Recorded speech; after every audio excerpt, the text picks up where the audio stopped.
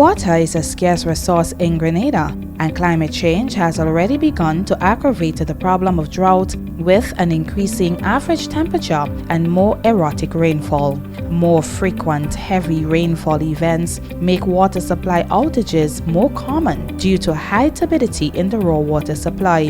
The Les Avocat Reservoir was constructed over 100 years ago and is the oldest on island. It has a distribution capacity of 230 gallons of water per day, serving consumers in two parishes, St. George's and St. David's. The storage capacity of the current water catchment system is inadequate to meet the demands of a growing population, compounded by the challenges posed by earth movement and unexpected trap silt due to change in climate and the environment. Storage is one of the deficiencies that we've had maybe from inception because of the way a lot of our water supply systems have been constructed. Basically what we have are small weirs on an intake on a river, so you don't have a lot of storage area. The issue of raw water storage is one that is going to be exacerbated with the projected impacts of climate change, which are going to call for longer, more intense dry spells, and on the other side, more intense rainfall events. Let's look at the dry season side of it, when you have longer intervals without rainfall. As it stands now, the rivers drop to a percentage of their normal flow. So as a result, we have to cut back the production from the plants.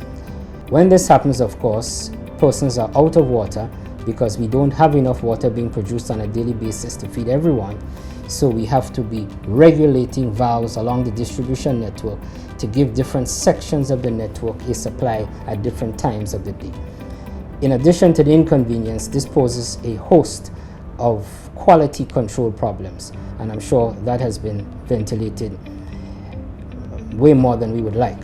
So of course we recognize it and we're trying to fix it. Storage for the GCF project has been the largest investment of the whole project, and as I said, it's because of the importance we place on it. On the raw water storage side, we have two investments. We have a new intake structure and storage reservoir for Les Avocat, and we have a new intake structure and storage reservoir for Petite Etang. These two systems are actually linked.